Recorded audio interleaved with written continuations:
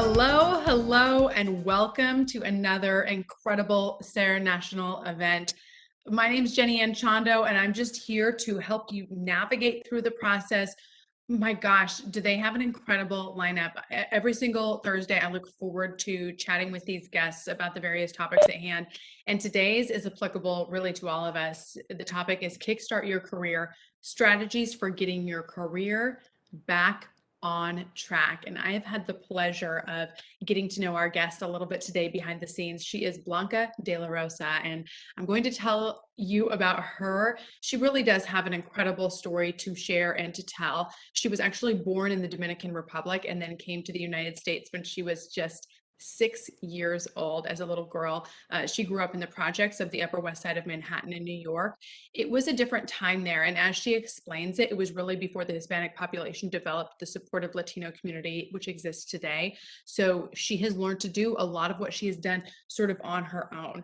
Now, she was able to graduate from Pace University with a bachelor's degree in international business management and establish a successful 34-year career through the ranks of ExxonMobil and through their corporation.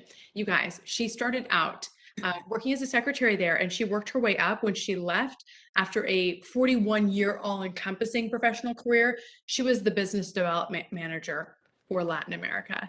Yes, she is a powerhouse. She also serves as you are, don't shake your head, it is true.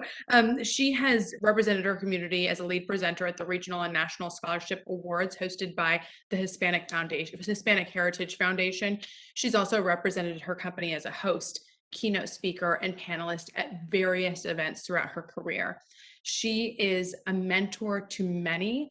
Now in her quote unquote retirement, she is giving back to people like us in the way of speaking and also becoming an author. So the title of her two books, if you want to kind of poke around while she's speaking, one of them is Pursuing a Better Tomorrow, and the other one is A Holistic Approach to Your Career. She really is a dynamo guest. And so without further ado, we welcome in Blanca de la Rosa. Blanca, I'm going to mute and let you take it away.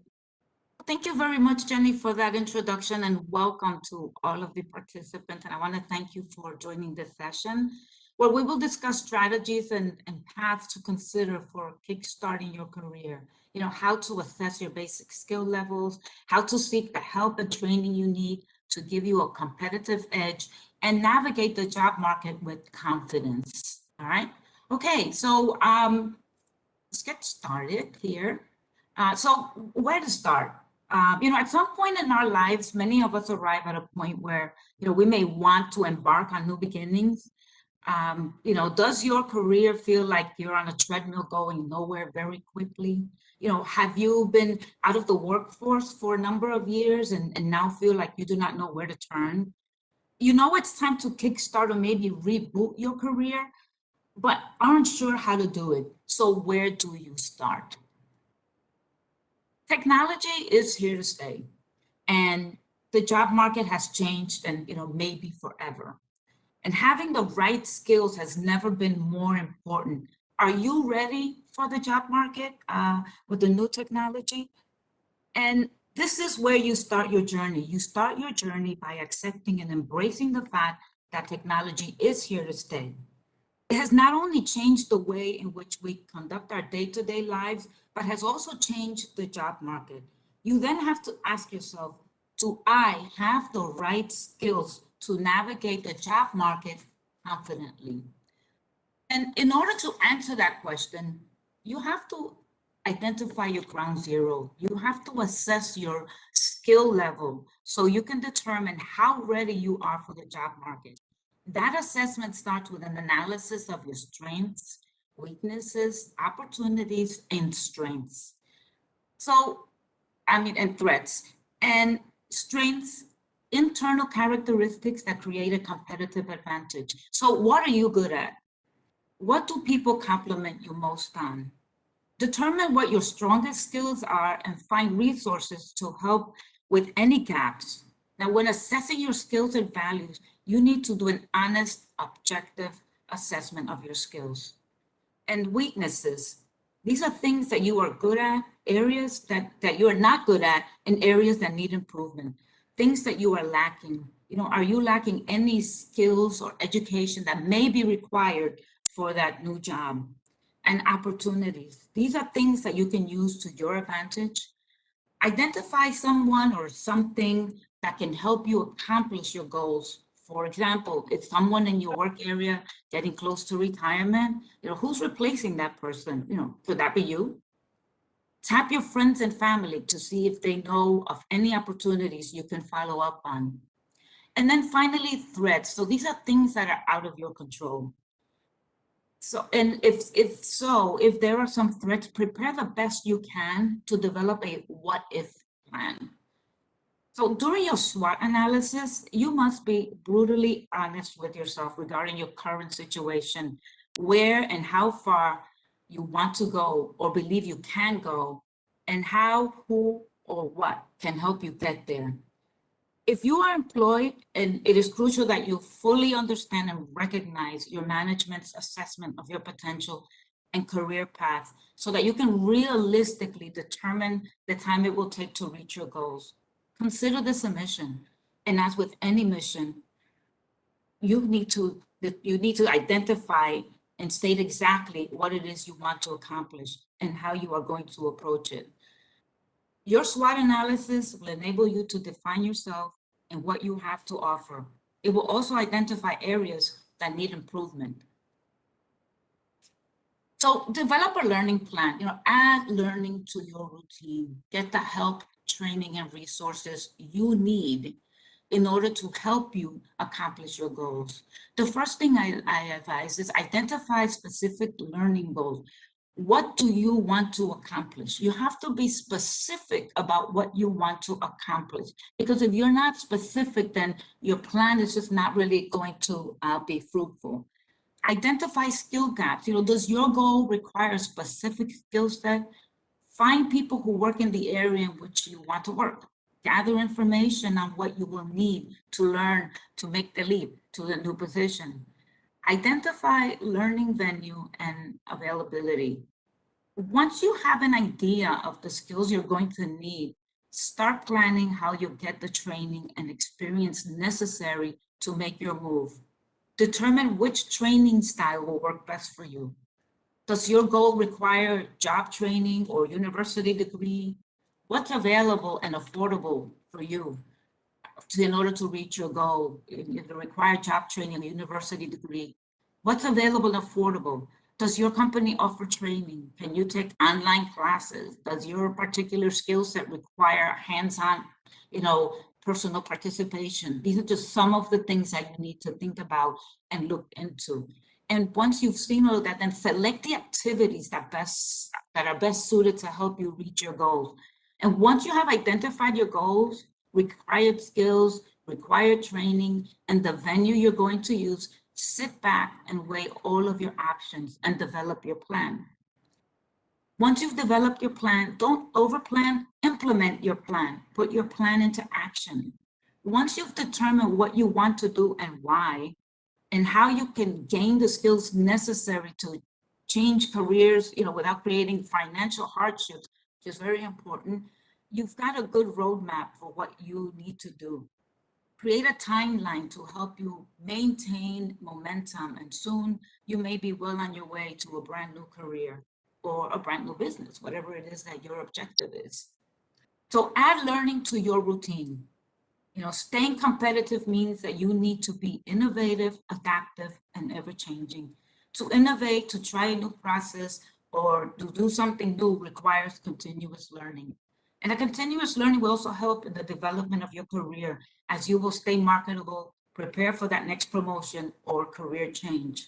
And learning a new skill and acquiring knowledge will give you a point of view and perspective on things, enhance the work process, and will keep you abreast of new technology. So continue to learn, always learning. Now, when you are pursuing your educational programs, you're looking to learn the required skills, you should be practical. Get a grip on the precise degrees or certifications required for your new endeavor. Certain fields such as healthcare, counseling, and technology often require advanced degree, but beware of spending big bucks on advanced degrees when a couple of courses or certificate program will do. Again, let's do something within your budget. Let's not get into debt if we don't have to. Certificate programs may be acceptable. You can earn a certificate in many different careers, and employers and clients are increasingly accepting professional certifications as proof of someone's understanding of a subject area. No longer are they requiring that 4-year or degree or that MBA. Sometimes the life experiences and the certificate program can help you get there. Do your homework, to talk to prospective employers or the institution giving the training, and talk to them about the value of their programs. If possible, see if the institution can recommend certificate holders that you can talk to and inquire how the credential has helped them in their job search and new career path. And certificate programs are available at community colleges, for-profit schools, and even elite universities such as Harvard. Certificate programs are fast becoming a way for workers to jumpstart their careers. Again, please do not waste a lot of time and money when something smaller and shorter and more affordable will get you to the same place and faster. Now, financial assistance, you don't have to be college age to get a subsidized loan or to get a grant. You don't have to, you can be a part-time student too. So do your homework, research scholarships and grants. These two are available for older students, usually offered by associations, colleges, religious groups, and foundations. Try sites such as fastweb.com to connect to scholarship, colleges, financial aid, and more opportunities. Now, take advantage of educational tax breaks. Now, this one is, maybe you've heard of them, maybe you haven't, but depending on your income level, you might qualify for a lifetime learning credit worth up to $2,000 each year. If you receive a 1098-T tuition statement, ask the person helping you with your income taxes whether you are eligible. I highly, highly recommend this. This is money that a lot of people leave on the table. When they're eligible for it, they get this 1098-T, they don't know what it is, and they ignore it. They don't take it to the person filing their taxes. So please, if you get a 1098-T, show it to the person that's doing your taxes. Now, tap into free, low-cost online training. I'm not gonna, of course, not mention them all because I don't know them all, but I did some research and I did get some, and I've seen some myself that I think are very helpful.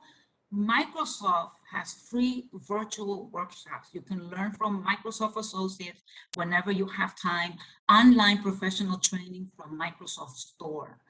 A lot of these have certificates. So a lot of this training comes with a certificate. Again, remember, certificate programs are being accepted. So take advantage of them. If you are age 50 plus, AARP is your best friend. Tap into AARP for their free courses, all events.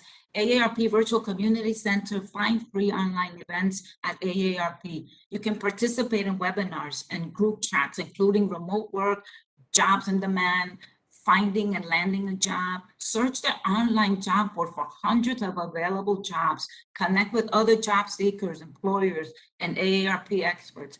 Access tools and resources to boost your skills to stay competitive. Get help get help getting the job that fits your schedule, including part-time, full-time, telework, and seasonal employment. Low-cost training. I listed these that I found to be the most transformative. So you can transform your life through education, through some of these certificate programs. Learners around the world are launching new careers, advancing in their fields, and enriching their lives with these courses. And I will see how we can get these to you if you don't have a chance to jot them down, but Coursera.org, creativelife.com, khanacademy.org, lynda.com, and udemy.com. Udemy, I find anytime I'm looking to learn something or figure out how something works, I go to Udemy. They usually have the course and they're really, really cheap. I'm impressed with the quality of their courses and how cheap they are. Now, there are also apprenticeship programs, and these you have to do some research on and try to find them. But apprenticeships run 2 to 4 years, 4 days a week, and they're on the job. And so 4 days on the job, 1 day in classes, and it pays 40 to 60% less than what a full-scale professional worker earns. But really, at the end of the apprentice leaves with a credential certifying their skills and usually a permanent job. So even if you don't get a job, you get the experience. You have the experience, and it works really, really well. It looks great on your resume. And speaking of resume, one of the other things you need to do to kickstart your career is you have to prepare a resume. So do you have a resume? And have you ever wondered why you are not selected for a job interview, even though you had the qualifications and all of the credentials? Well, it could have everything to do with the type of resume you presented that played a role in you not getting that invite for the interview. So one resume format does not fit all job applications, especially in today's job market. To snag the job interview, use the format resume that best showcases your skills, experience, and background. The perfect format will always highlight your strengths and minimize your weaknesses. So there are 3 types of resumes. There's a chronological, a functional, and a combination of the two. And this is very important. So knowing which type of resume and how to structure your resume is key in landing a job. A lot of the jobs now have when you apply for a job, they have these virtual things that, pick out keywords and then they pick out the resume. So a lot of times it's not even a person going through your resume anymore. So I want to go through the 3 resumes just very briefly, just so you can get an idea and see how that compares to what you have and whether you have the correct resume. So the first one is the chronological resume. This emphasizes work history and educational background. So you start with highlighting your work experience with your most recent position at the top of the resume in order, in order of the positions held. Oh, and it's recommended for students or entry-level candidates with some work experience. And actually, even if you've left the job market a long time ago, you don't have the experience, you're considering yourself at entry-level, this is a good resume for you. Because the chronological format is best to showcase your career growth and advancement. It's not recommended if you're considering working in a different industry. So if you're changing jobs, and you're changing jobs regularly, or you have too many gaps in your employment history, this type of resume would not be beneficial because it'll highlight that you had gaps, and then it'll bring up questions like why, what were you doing, how come you weren't working, so it gets into a lot of things that you don't want to talk about during an interview. And then there's the functional resume. The functional resume is skills-based, and this type of resume focuses more on relevant skills than work history. And think about this. So if you go back to that certificate program we talked about, the continuous learning, this is where you can put all of that. This is where you can take advantage of saying, okay, well, I've got all of this background that I've learned. I've got all of this skill, and I've got all of these levels of education. They may not be, a 4-year degree at a university, but that doesn't matter. It does not matter. So you include in this one, you can include transferable skills gained through the life experience, such as community service or volunteer work. And then you can list those skills such as your communication, leadership, teamwork, training, problem solving, and relationship building, because a lot of these things are the things that you're going to be required to do in many jobs. Think about it, the leadership, communication, teamwork, problem solving, relationships with your other coworkers, with your boss, getting things done, negotiating. So this is a perfect resume for that. And so it's recommended, if, should be used when looking for your first job, because you don't have that work history. Because if the applicant has little to no work history, then you do want to emphasize those skills you have. Or if you have a large gap in your employment. So you don't have to explain it, because this resume just says what your skills are. And it just showcases your skills, and we don't have to talk about all of those gaps, because it could be a good reason why you haven't been working. They can't necessarily just think, oh, they've been lazy all this time. No, life happens. and we have children and so many other things that keep us out of the workforce, especially women. We tend to take care of parents, children, so many other things that go on that forces us out of the workforce. Definitely not recommended for students or entry-level candidates with little experience, or someone who is applying for a job with no transferable skills. So definitely, think about that. And then we have the combination resume, which is a combination of the two that we talked about. And the combination resume is composed of both elements of the chronological and the functional resumes. Equally focuses on both skills and work history. And it is beneficial for anyone who is an expert in their field. For example, my resume is a combination because I have many, many years of experience. For those who are mid-career professional or higher and has expertise and technical skills required for the job. It is also for job seekers who are more experienced.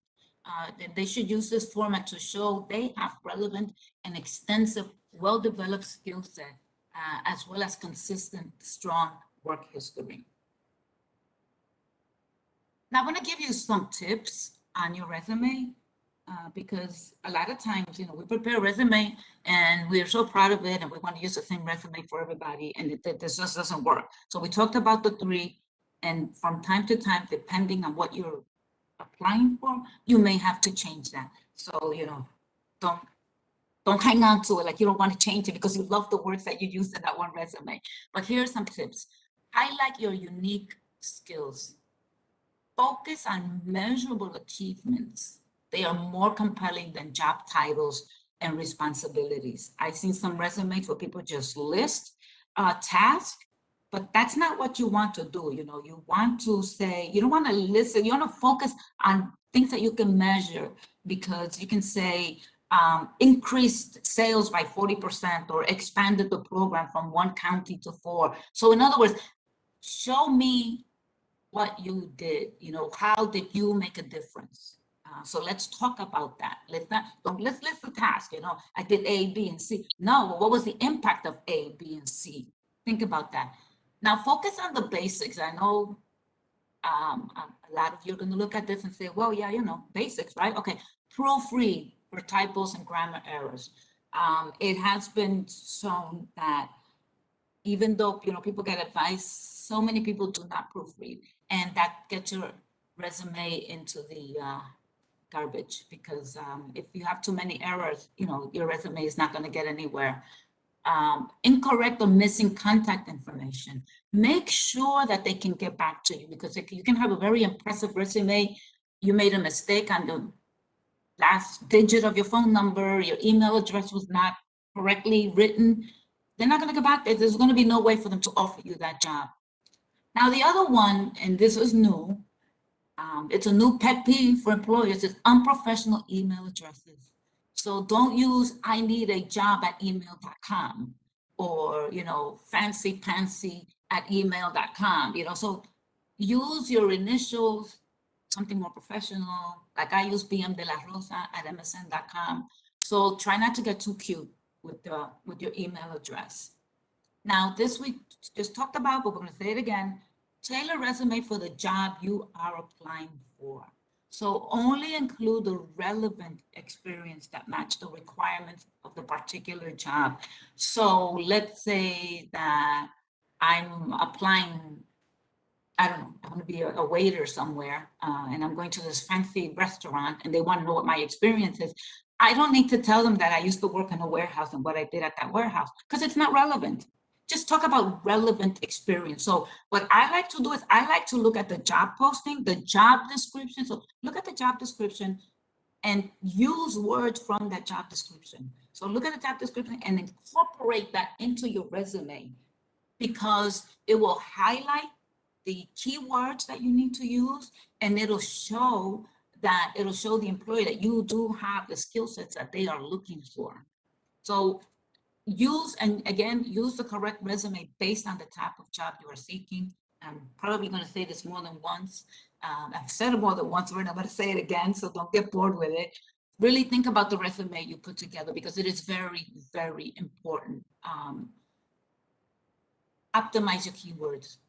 You know, be sure your resume incorporates words from the job. And I just talked about this, which is the description. So your resume will be optimized to pass the applicant tracking system. This is that system I tell you about. When you send a resume, you send it online, it goes through this tracking system. And that tracking system looks for keywords.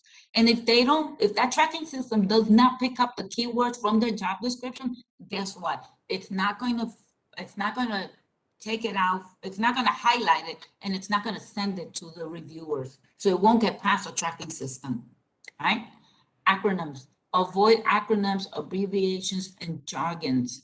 You know, because if the people who are initially looking at your resume don't understand what you're saying, because you try to get too smart, because you try to be smarter than everybody, you try to say, oh, look, I know these acronyms. Well, guess what? They will likely not pass your resume on to others because they don't understand what you're trying to tell them, right? Okay, now be consistent, and this is very, very important. This is a problem that we did not have way back when I was looking for a job, but now that we have social media, there are so many things out there. Ensure that the dates, titles, responsibilities, and other details on your resume are consistent with your social media profiles and your job application, because yes, prospective employers are looking at your social media. They look to see what you post. They look to see, you know, what kind of chats you have. Is it fair? I don't know, maybe not, but it's reality. So it is a reality. Be consistent. Do not include anything that is not consistent with what you're showing others. So don't exaggerate or lie.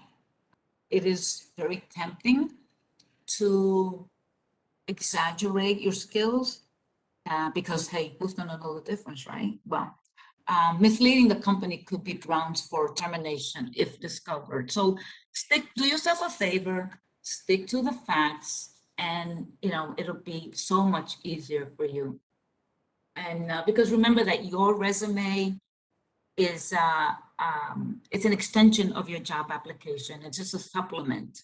So using the right format, you know, will help you paint a bigger picture of your work history and skills.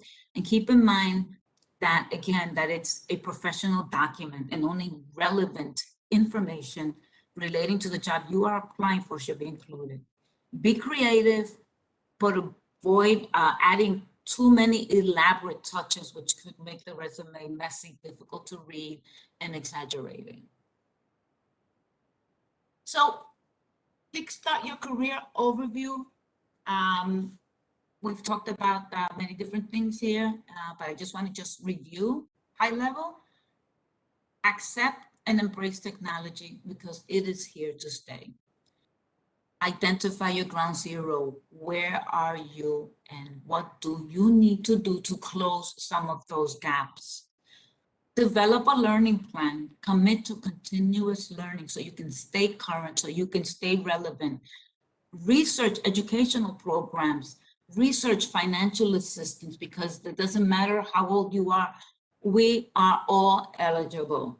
And tap into free, low cost training courses. Research and find out whether that job you want can be satisfied with a certificate program. And you don't have to waste or spend money on a 4-year program. So do yourself a favor, do not get into debt, you know, do not overspend.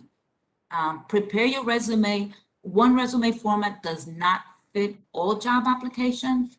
Use the format that best showcases your skills, experience, and background. Your resume is a supplement to your job application and not a replacement. Remember that. It is not a replacement to your job application. It is a supplement. So using the right format will help paint the bigger picture of your work history and skills. And one thing to remember, jobs can change, but you can develop skills that are transferable to any job and can last you a lifetime. Thank you so much for your time and for indulging me. Thank you. Blanca, you are a delight. This was just incredibly helpful. So I want to remind everybody, I'm getting a lot of questions from people asking about some more details on this. So this whole presentation, if you're thinking, okay, I need to watch that again to let it further sink in, will be available on YouTube, on Sarah's YouTube channel by next week. And also Blanca's doing the presentation next week, so you can get like a, a double dose of her with the information she's sharing. So don't forget that that will be available. And now I'm going to start in with some of the questions. If you've already written a question in there, I've taken note of that. And then if you sent me a private message, I've gotten that as well. So I'll just kind of start running through these. And you did cover this to a certain extent, but somebody wanted a little bit more details about specific steps on if they want to switch from one career to another. Like, what are the best practices for somebody who's thinking, okay, I'm doing this and I have this skill set, but I want to switch to something else? Yeah, well, it's similar. It's similar in the sense that you still have to go through that SWOT analysis because you look at the new career, you want your new career. I mean, if unless it's dramatically different, then either way, you have to look at, well, what kind of skill set do I have that qualifies me for that? Why do I want to be very specific on this new career, new venture, whatever it is you want to do? You have to be very specific as to what you want to do and why. And then from there, you can do the same, take the same steps. How do I need education? Who can help me do this? What do I have at my fingertips that can help me accomplish this? So the steps are pretty much the same for changing careers. Okay, awesome. We got a message from somebody who really wants to up level her life and what she's doing. She says she does not have her GED. She does not have her diploma. She says lots of programs that she's looked into say that they're free, but they're not. Do you have any advice for somebody in that particular situation without the GED, without the diploma, and kind of looking to, okay, well now how do I get a position? Well, it's difficult. And I understand and I hear where you're coming from because I have met some folks that are in that position. And I find that if you find a certificate program, you can sort of bypass the GED, especially if you're, you know, over 40 or, over a certain age, because I do know a couple of young ladies who are now in their early 40s who they didn't finish high school, life got in the way. They don't have a GED. And they were able to take some certificate courses that help give them some credential. And after you're a certain age, nobody asks, for your high school diploma. I find that nobody asks, they won't ask. So you don't have to say you don't have a GED, you don't lie. You don't say, you use a certificate program as your latest education. Is what I find works because I have found a couple of young ladies I mentor, they have done this with the certificate programs. No one's asked them. It's like don't ask, don't tell type of thing. And I'm not saying you lie. What I'm saying is, if it doesn't come up and the certificate program is what you can point to, then use that. That's such a great point.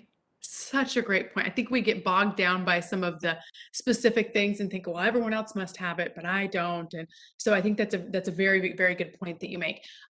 Everybody loved the resume examples and suggestions. I always love that too, because I wonder, well, what are other people putting out there? That was really helpful. Is there a template or a program that you suggest or recommend that people can go to kind of, I don't know if it's in a certain program or are you just starting from scratch and designing that yourself? What I put together here? Oh, do I just did that myself? But I was just doing research. And because I do a lot of mentoring, I help a lot of young people with their resume. So I'm sort of like involved in it, but there's a lot online. You can do, Google resume help, resume template. There's a lot out there that you can tap into. Unfortunately, there's like nothing off the top of my mind I can say, go there, but there is a lot online that you can use to help you with a resume. Okay, perfect. Yeah, so it's out there. Kind of go out there and find one of those. There's a lot, yeah. There are a lot of information on resumes. By chance, do you have the present? I'm kind of putting you on the spot here with this, and just know that if you answer no, it's okay. Do you have any of these slides available in a downloadable form? Yes, I do. Okay, people want them. Yeah, but they can have them. Okay, maybe we'll share some contact or your website information at the end so that Yeah, I can. You know what? I will upload this to my website, and you can download it from there. Okay, great. So if you look in the chat right now, you guys, you'll see it's um, author Blanca de la Rosa .wpcomstaging.com. Basically, just click on it, save it to your favorites, and then you'll be able to get that a little bit later. Okay, this is a great question. We have somebody who is over 65, an ex-military wife, has some big gaps in the resume, wanting to know how to handle explaining this in an interview situation, and then how to handle the interview, not just the interview, but also putting down references when all of her past supervisors are retired or elsewhere because of the gap. Well, here's the good news. The good news is that references and resumes are passé. There's just, things change, things evolve, and it's just something that's no longer required on resumes for you to put down references. Your highlight your skills, your abilities, highlight anything, highlight all of your strengths on that resume.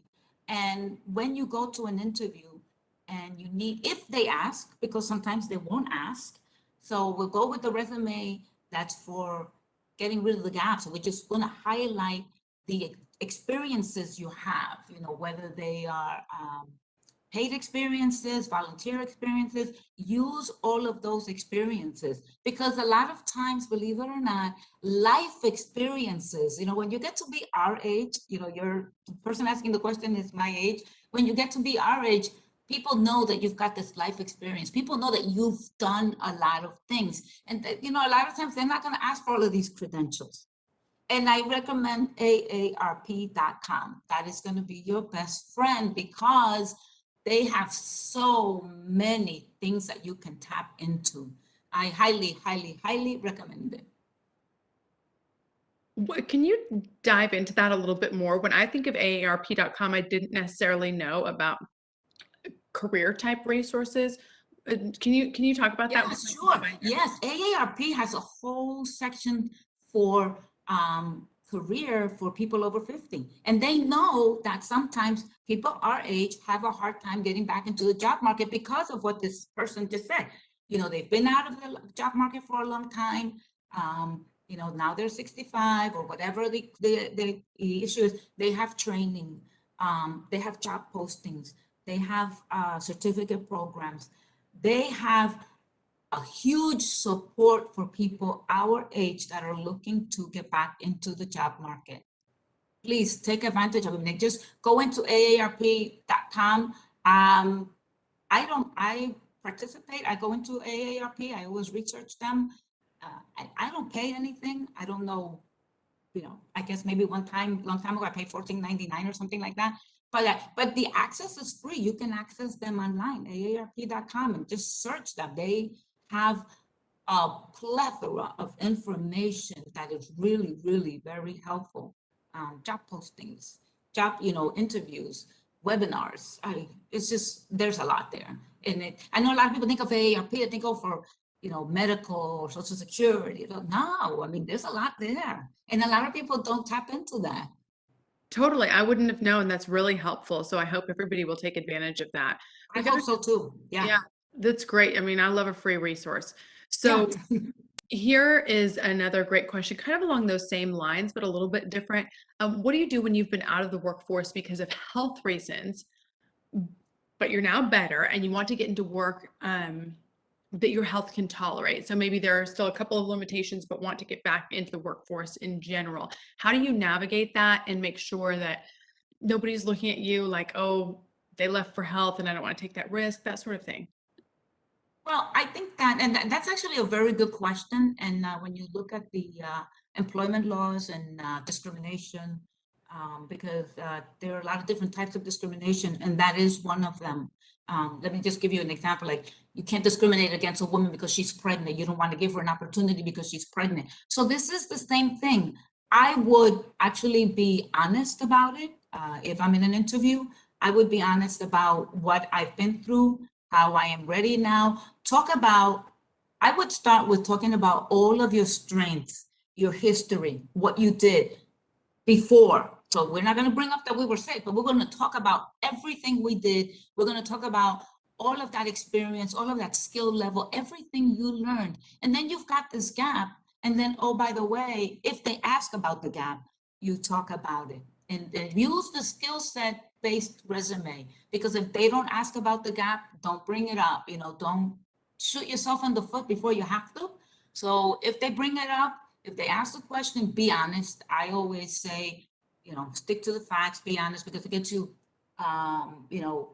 more respect than trying to lie about it and somebody else finding out. So I would concentrate on all the great experience, all of that skill set you have.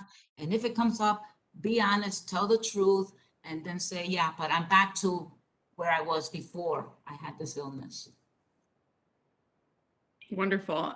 Somebody else is saying their dream and their past work history were in helping homeless veterans because he had been down that road before, but he's saying he needs a certain certification for peer support. Is that something that you've heard about at all, or that training that you've heard about at all? Not necessarily, no, I have not, sorry. No. Okay, yeah. If you have the person who wrote that to me, if you have any more details on that, then let me know if there's anywhere else we can help on that. Uh, Right. okay, this is a goodie. My daughter's 14 and wants to go to work. Is there something a newbie should know to make sure that they are on the right track?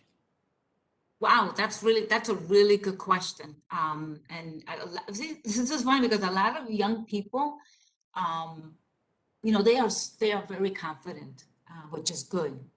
Some of them are overconfident. Some of them don't recognize that they need maturing, that they need work. So I would say yes. Make sure that she or he is recognizes, that they are a teen, that they do need guidance.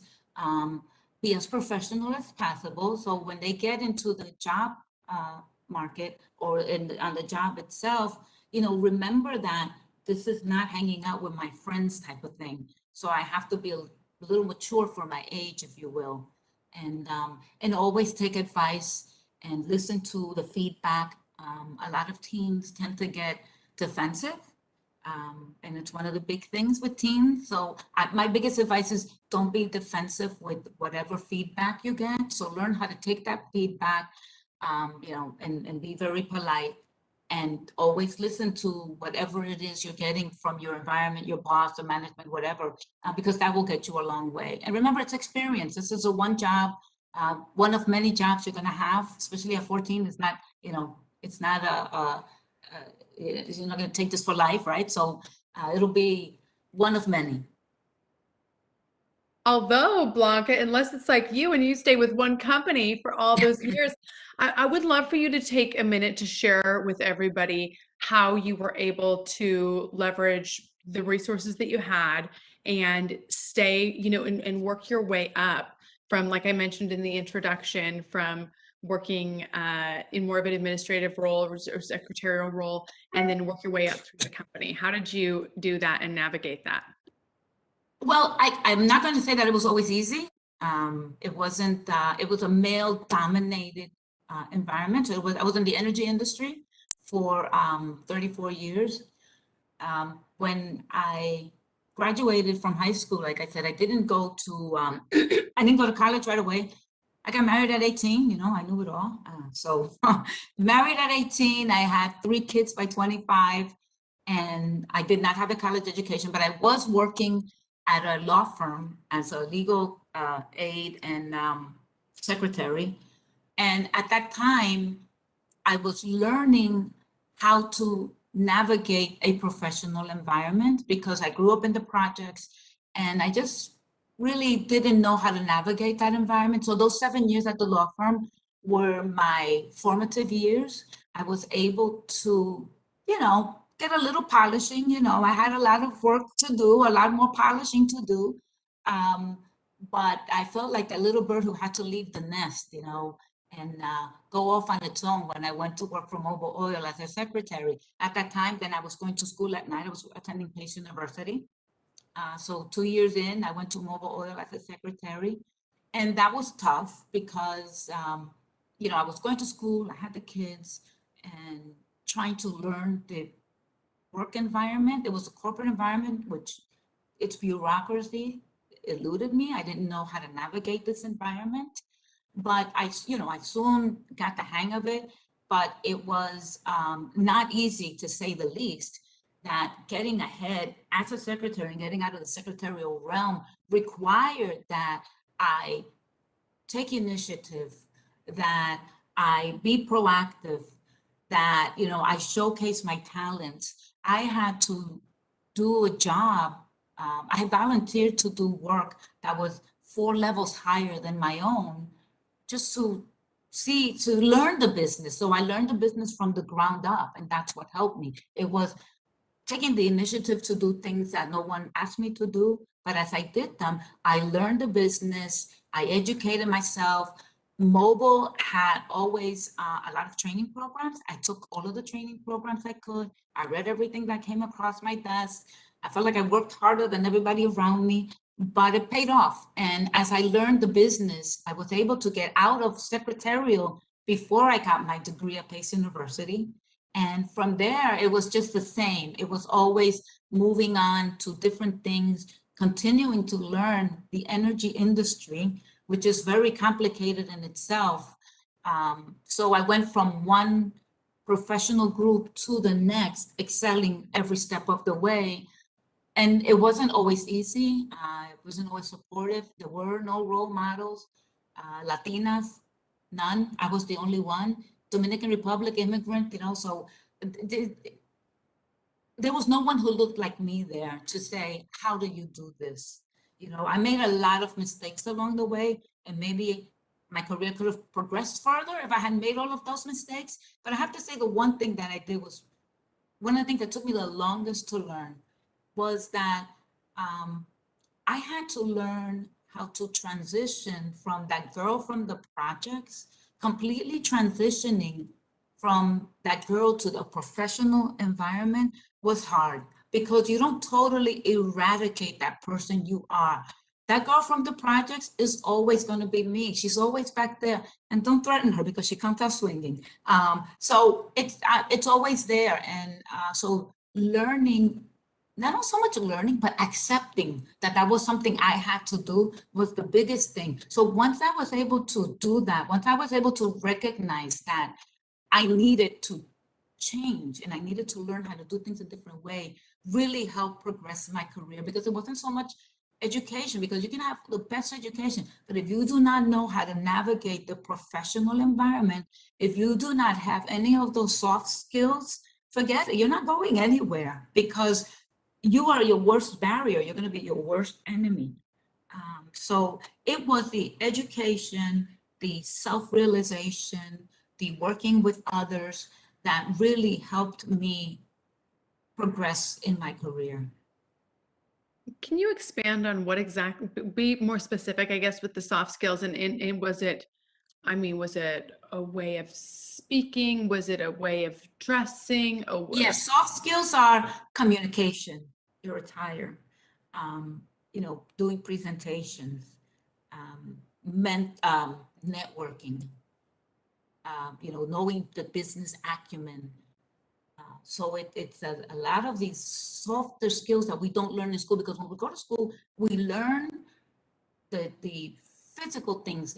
I'm an engineer, I know all of this, I know how to say this. But if I go into the work environment and I don't know how to do presentations, I don't know how to communicate, I can't write, I don't know how to interact with others, I don't know how to solve conflict. A lot of these, what they call soft skills, are the ones that really carry the day, because your degree opens the door for you and it gets you in the door. But once you're in the door, you have to learn how to navigate that work environment. And that's what I found the hardest to do, with navigating that work environment, with my communication, my body language, my written communication, my conflict resolution. And there's so many other things that go into it that it took me a while to get there. And it took me a while because initially we don't recognize how we come across. Someone has to tell us. And when someone tells you how you're coming across and you become defensive, that doesn't help you, right? So I had to learn how to tone it down. It sounds like Blanca, somebody who was confident enough to say that to you, did say something like that to you. What was it? No, I started writing, and when I started writing, I came to a lot of these realizations that it's just you know it's just putting connecting the dots and saying, how do we do this? And then thinking back as to how that girl from the project handled certain situations that just not the way you do it. It's not. Oh, that's awesome. And I think it's very honest.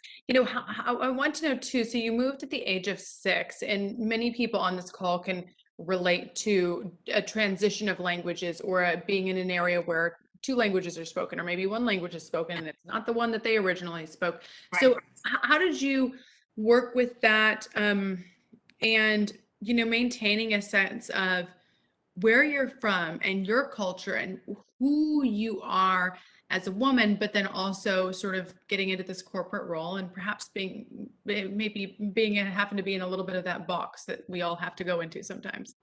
Yeah, well, that's actually a good question. I have to be honest with you. Children are sponges, when they learn languages a lot easier than adults. And I have to be honest with you, I do not remember when I learned how to read, write, and speak English. But I did. I had a first grade teacher who was so patient, and she really took the time to make sure that I understood, even if she had to just keep pointing to things. But my parents spoke Spanish at home. My mother always emphasized education. She emphasized that we keep the language. So we spoke Spanish at home, English at work. And so, you live in these two, you navigate and you balance these two worlds of at home in Spanish, at work in English, the culture, the Spanish culture at home, and then a different culture when you go to work. So there's always that balancing act. But you know what? I really respect people who keep their culture, who maintain their culture, who honor their culture. Because you know what? I'm Dominican. I came from the Dominican Republic. I was born in a very, very poor village. Um, and I feel so blessed for everything that I have been able to accomplish here in the US. And, despite all of the challenges, I think it's a life of, unbelievable blessings.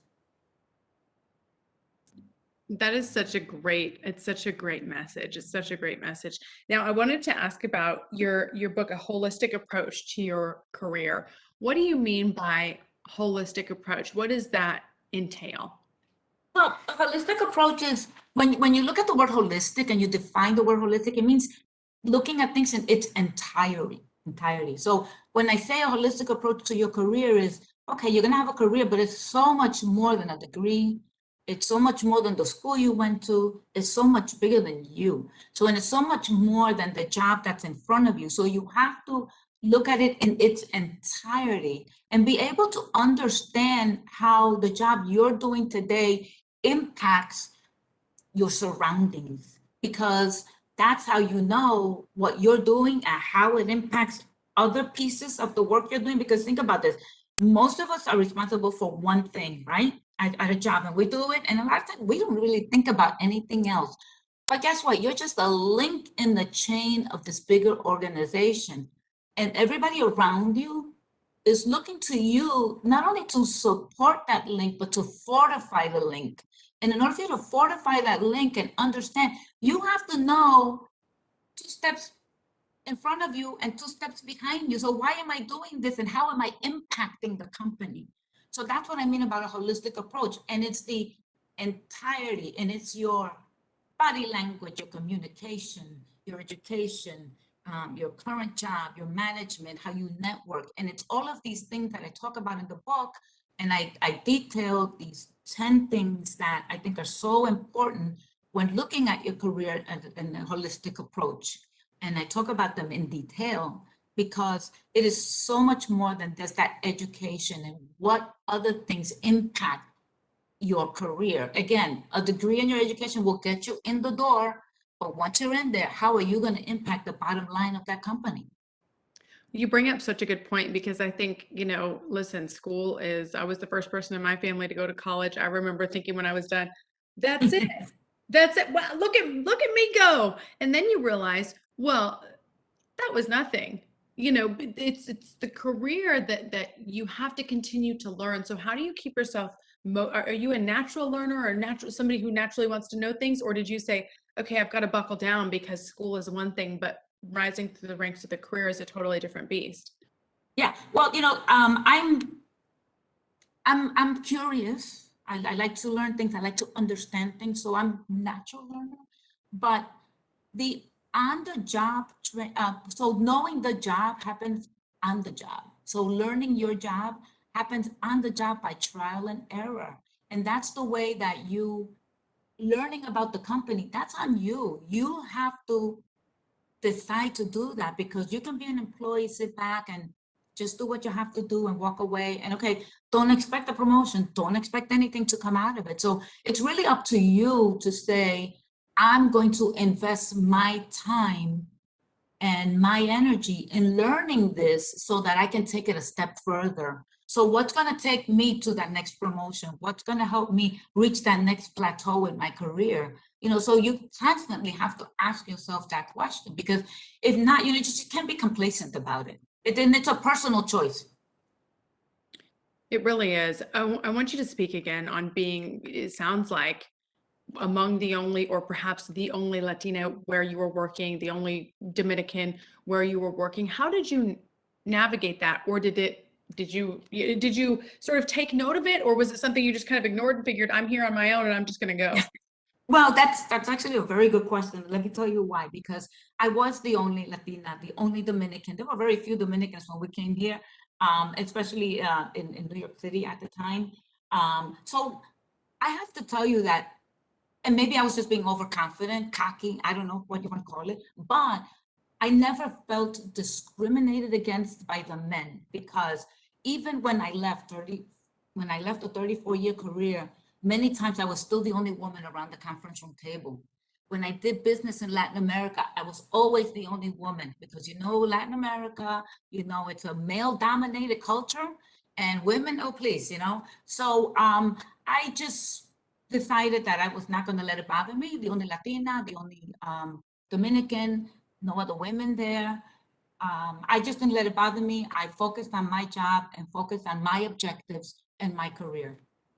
You can't take this stuff personal. In my book, I have a section that says women, sometimes they're their own worst enemies. Gotta read it, because sometimes we shoot ourselves in the foot, okay? Right? Yeah. Expand on that. Is it because we're thinking we're not worthy, or because we're looking around, or we're looking for problems, or what is it? Well, yeah, exactly. Yeah, all of the above. A lot of times, yes, a lot of times women take a back seat.